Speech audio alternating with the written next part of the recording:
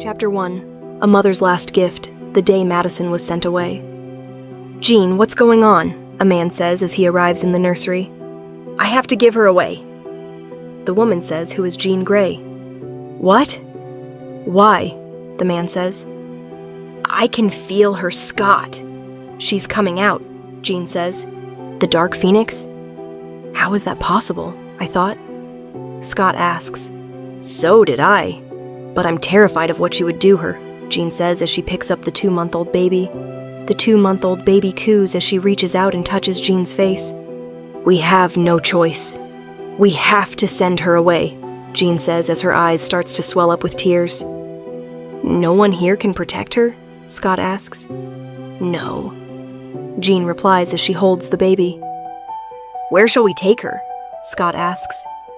"In another universe, but we'll drop her off at when this man was a child. Help them both grow into siblings, even if it's just adoptive," Jean says. "Who's the man?" Logan asks as he arrives, wanting to check out what the problem is. "Reed Richards," Jean replies. Scott looks over to Logan, then back at Jean. "If that's your wish, we'll try and hide her in that universe," Scott says, and Jean does a little smile. As Jean is holding baby Madison, her mind couldn't stop thinking about the dangers Madison would have in the universe if she stayed. No protection, not even from her own father. If he tried, or even her grandfather figure, Charles. "We need to ask adult Reed if we can drop her off. If he accepts, we'll start the machine." Scott tells Jean, and Jean looks at him and slowly nods. Scott nods back before going to contact Reed in another universe. In the Fantastic Four universe, 2004. Reed was talking to Ben about something before his gadget that he made that looks like a phone, but it's for other universes.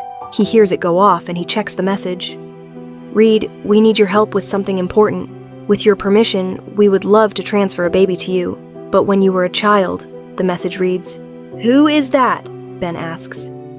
"Scott Summers. He's asking to transfer a baby to me, but when I was a child," Reed replies, and he looks at Ben. "What are you going to say?" Ben asks.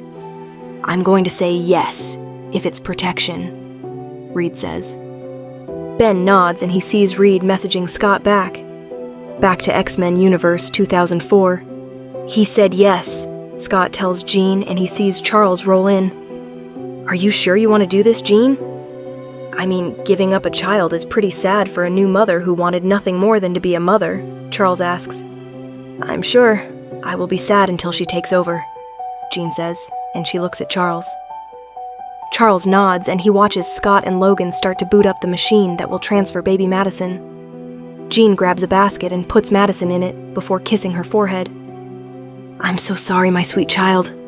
I have no choice," Jean says as tears falls from her eyes before she puts a necklace on the blanket. Scott walks over as he holds back his tears, and he places his jacket over baby Madison after kissing her cheek. "Goodbye, my little mouse," Scott says before he sees Jean putting baby Madison into the machine, and the bright light starts to glow, and the next minute baby Madison was gone, traveled to another universe. "Logan, can you break the machine?" "Please?" Jean manages to say between tears, and Logan looks at her for a moment before breaking the machine with his claws. "Please, Reed." "Treat her well," Jean whispers to herself. Fantastic Four, 1984. A baby cries at the front door of the child Reed Richards' house. A woman comes out and she sees baby Madison crying in the basket, holding on to the necklace that Jean gave her. "Shh," Mrs. Richards says as she picks up baby Madison up, and she holds her to soothe her crying. Mrs. Richards sees the necklace and the jacket that Jean and Scott gave her, and she grabs them before heading inside. Child Reed Richards looks over to his mother, and he looks confused as he sees baby Madison. "Meet your new sister. I just found her on the doorstep," Mrs. Richards says.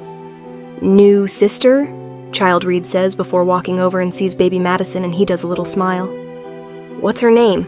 Child Reed asks, and he sees his mother take out the note from the blanket. "Looks like her name is Madison," Mrs. Richards says, and Child Reed nods. "Madison," Child Reed says as he looks at baby Madison, not knowing that in 10 months ahead, something sad is going to happen. Chapter 2. When the Cradle Weeps. Fantastic Four, 1985. 10 months later. Reed Richards, barely 9 years old, sat on his table experimenting with little gadgets as Madison watches him cooing in her crib as he's watching her.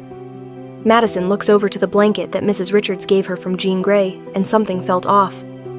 Madison stops cooing, and her lip slowly quivers as she felt something. "Mama," baby Madison calls out as her tiny hands grabbed the fabric, pulling it into her lap.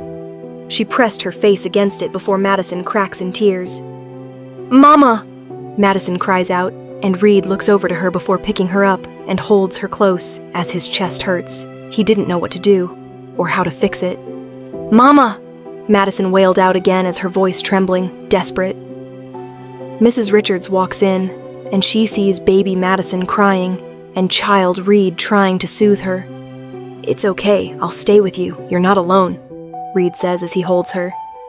Baby Madison kept crying, small and sad, her little body shaking with each sob.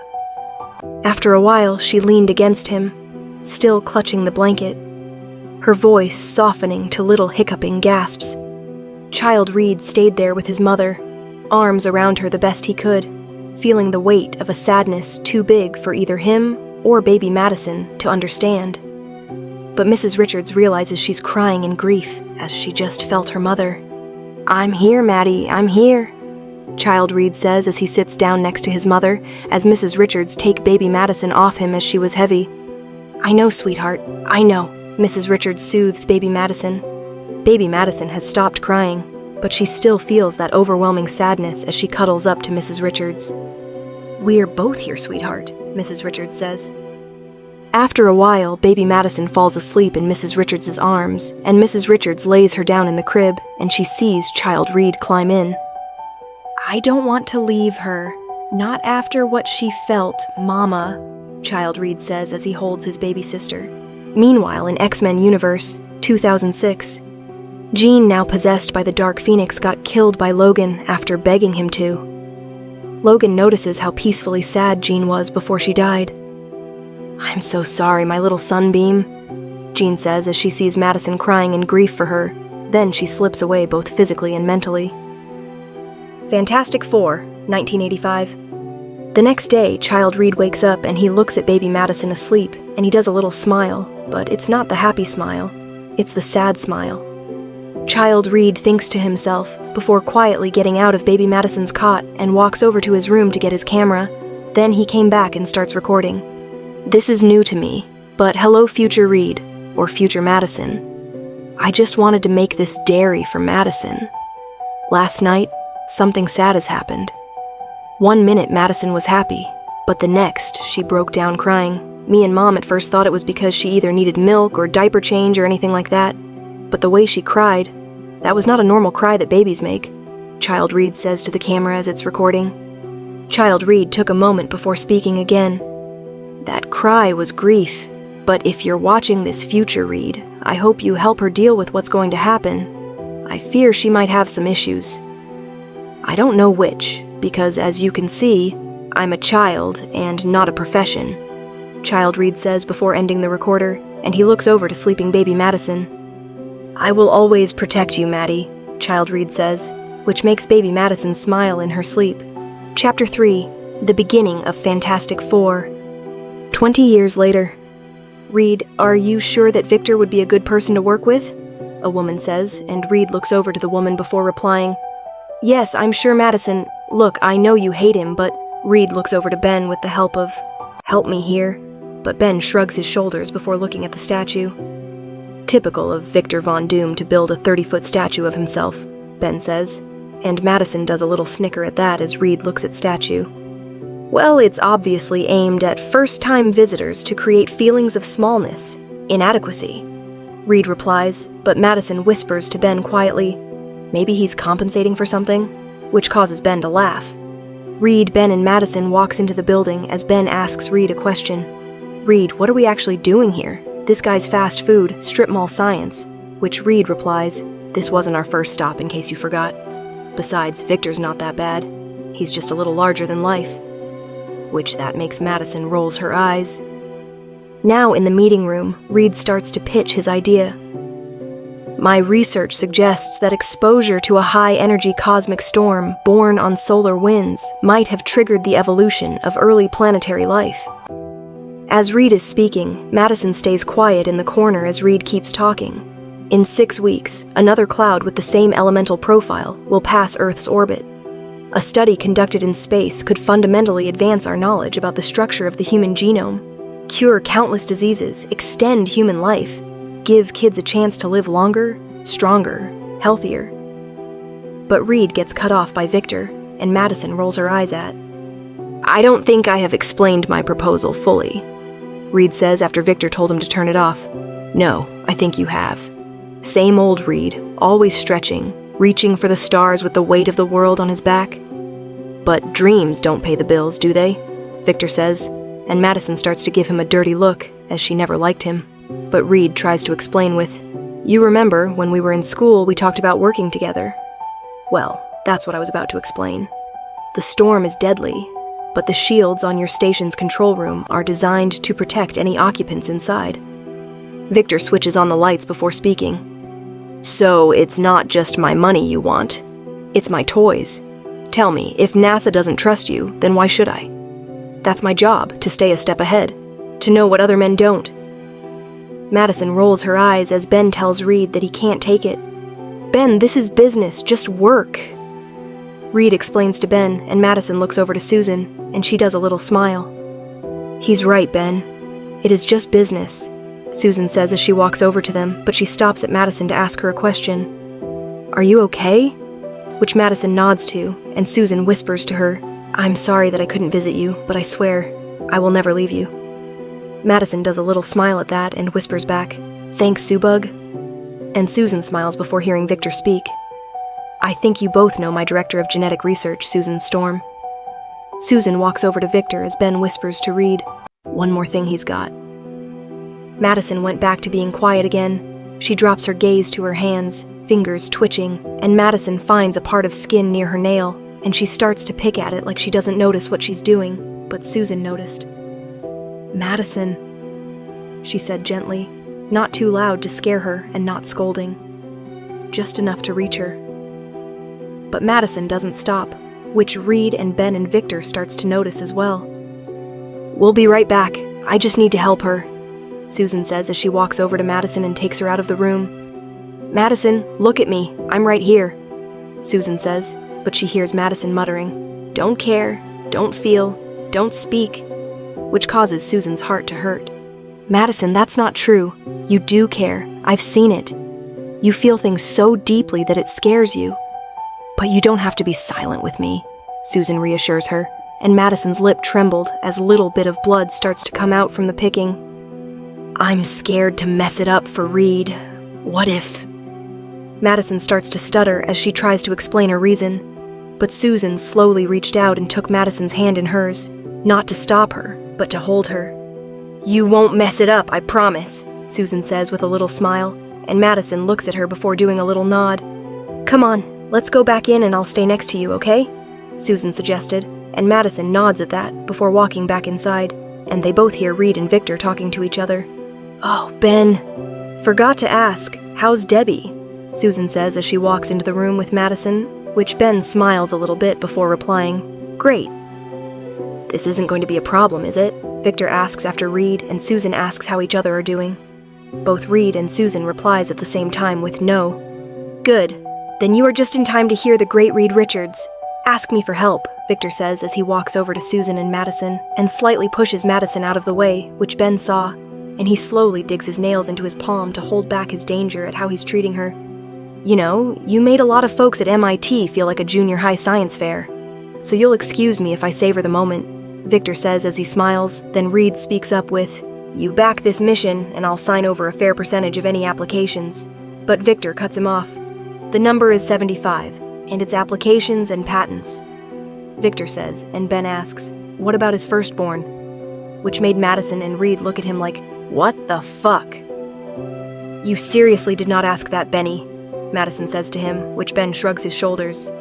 Ben, he's not a little creature called Rumpelstiltskin, Madison says, which does make Victor laugh before saying, Come on, 25% of $1 billion is enough to keep the lights on for a while, isn't it? Maybe even pay off your 4th mortgage on the Baxter building. Deal? Reed looks over to Susan and Madison before taking Victor's hand, and Victor smiles before saying, "Well then, to our future, together. It's funny how things turn out, isn't it?" "Hilarious," Reed says quietly to herself before he starts to pack up, and Ben says to him, "He knew about NASA. Maybe he made the call to shut us down." "I mean, it's possible," Madison agrees with Ben as all 3 of them head to the elevator to leave the building. "Ben, Madison, think about all the people we can help if this works, huh? Look, we got what we wanted. That's enough. A few days in space, it'll be great. What's the worst that can happen?" Reed says as they step into the elevator and Susan walked into the elevator with them. "Reed, you should know those solar winds have been picking up speed." Susan tells Reed, and Reed replies with, "I factored them into my coordinates," which Susan nods. "Right, of course you did.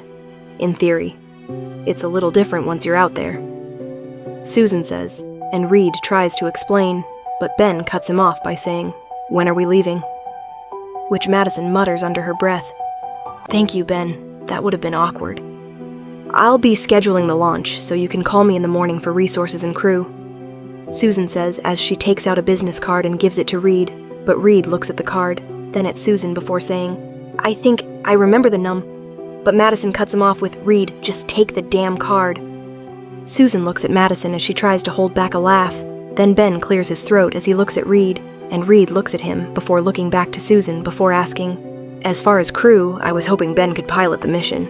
Susan looks at him and Ben and Madison before replying with, "We already have a pilot on our payroll, but you're welcome to ride shotgun," which made all 3 look confused. Then Madison groans as she hears Susan asking, "Remember my brother Johnny?" Madison goes quiet again, but she looks at Susan to say that she's not going to do anything stupid before leaving the building, and she follows Ben and Reed to the top of the tower. "Can't do it, cannot do it," Ben says as he walks, and Reed replies, "External SRBs, orbital system engines. It's just like the shuttle you flew." And Ben looks at him as he replies with, "No, I cannot take orders from the underwear model," accidentally giving Madison a mental image. Reed was about to say something, but he notices Madison in the world of her own, and he sees Madison raising her eyebrows as she's deep in thought. Then he tries to wake her up. "Mads? Maddie, Madison," Reed says as he tries to get her attention. Then Madison snaps out of her daydream and looks at Ben and Reed, who is looking at her. "Welcome back to the real world," Reed says, and Madison bites her lips before asking, "I didn't say anything stupid, right?" Which makes Reed shake his head. No, you didn't," Reed replies with, and Madison lets out a sigh of relief. After a while, everyone is getting ready for the space mission. Madison looks over to Ben as he looks at the image of him and Debbie and hears him say, "I miss you already, Debs," which Madison smiles at. Then she rolls her eyes as she hears Johnny. "Captain on the bridge!" Johnny yells, which causes Ben to stand, which makes Madison shakes her head. "I swear, he's a child," Madison mutters to herself as Johnny takes a picture of him. Digital camera, $254. Memory stick, $59. The look on your hard-ass former CO's face when he finds out he's your junior officer. "Priceless," Johnny says as he sits down. Then Ben walks over to him, which Johnny backs away too, but Ben sorts out his uniform, which Johnny chuckles to. "Thank you.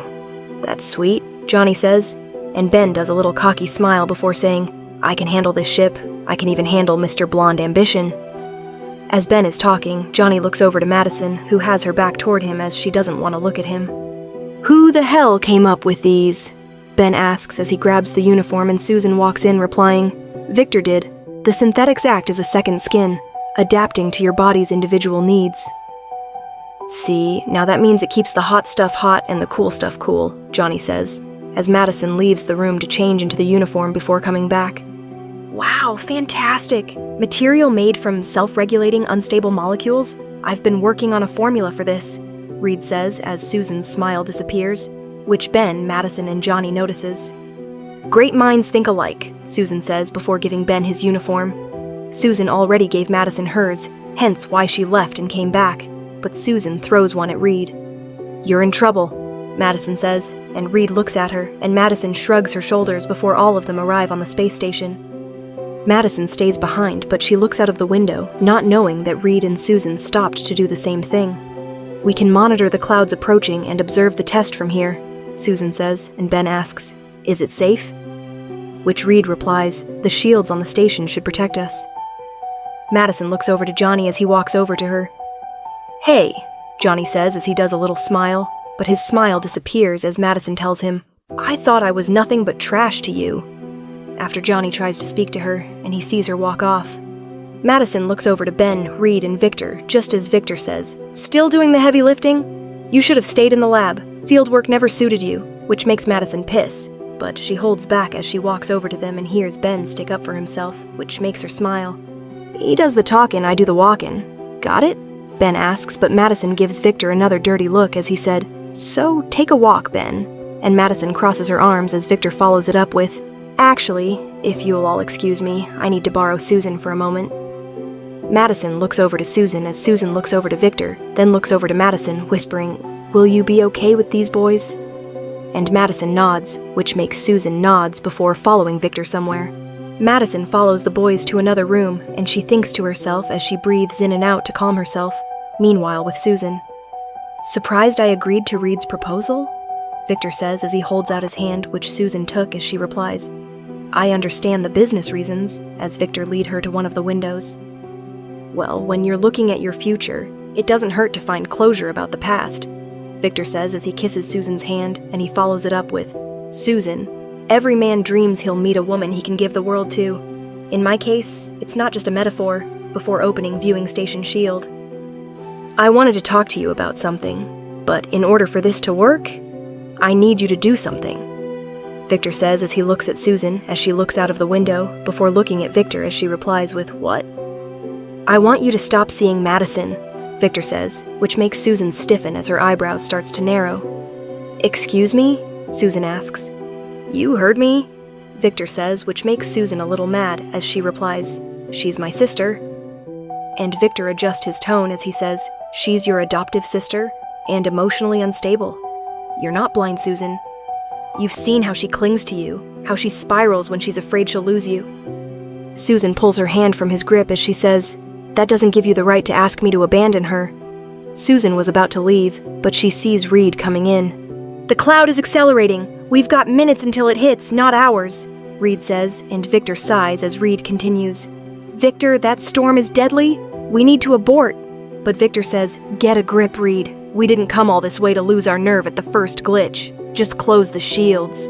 "Ben is still out there," Reed says, and Victor replies, "So reel him in. We came here to do a job, so let's do it quickly." Reed nods before leaving. Back to Madison and Johnny and Ben. "Johnny, enough. You don't get to flirt with me after you broke me that time in high school," Madison says, which does hurt Johnny, as he knows how much he hurt her. He still doesn't understand why yet. "Ben, need to get inside now," Reed yells as both Johnny and Madison looks at him, and Johnny asks, "What's going on?"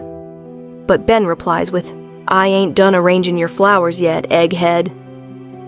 "Ben, turn around," Reed says, and Ben does turn around, and he sees a space storm coming towards him. "Guys, I'm not gonna make it," Ben says, and both Madison and Johnny says, "Ben, you gotta jump." "It's the only way," Johnny finishes off. As Ben jumps off and floats back to them, Madison mutters, "Come on, Ben. Come on, make it." And Johnny says, "Come on, Ben. You got this," as he watches as well. "Okay, Johnny, get ready to close the portal," Reed says, and Johnny moves to start getting ready to close the portal. But Ben gets hit by the storm. "Ben!"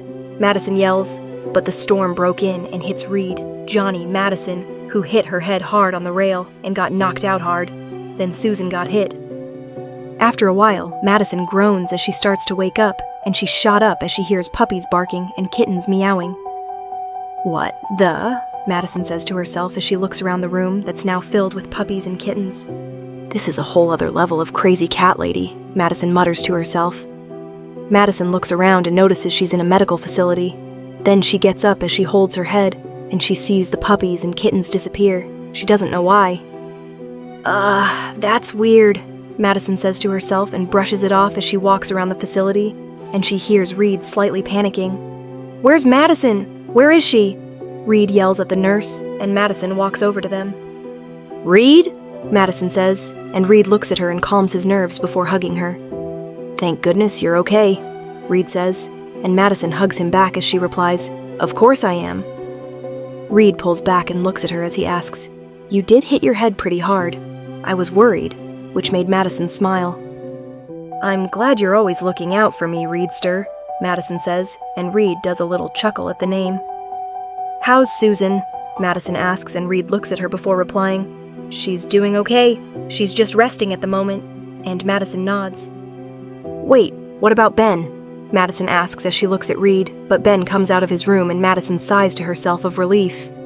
I'm okay, kiddo, Ben says, and Madison runs over to him and hugs him. Listen, kiddo, I need to speak to Reed for a moment. Will you be all right on your own? Ben asks after he hugs Madison back, and he sees Madison thinking for a moment before nodding. I can try Big Ben, Madison says as she smiles, and she breathes in and out as Reed and Ben walked outside. I can do this. They're just talking outside Maddie, Madison reassures herself. Then she sees Johnny leaving the building, and she rolls her eyes as she mutters, typical ass prick.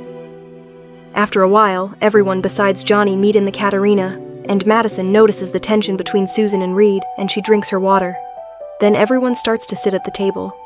No, let me tell the story. Let me tell the story, Ben says as everyone laughs. Then Ben feels gurgling in his stomach, which everyone looks at him confused. Benny boy, are you okay?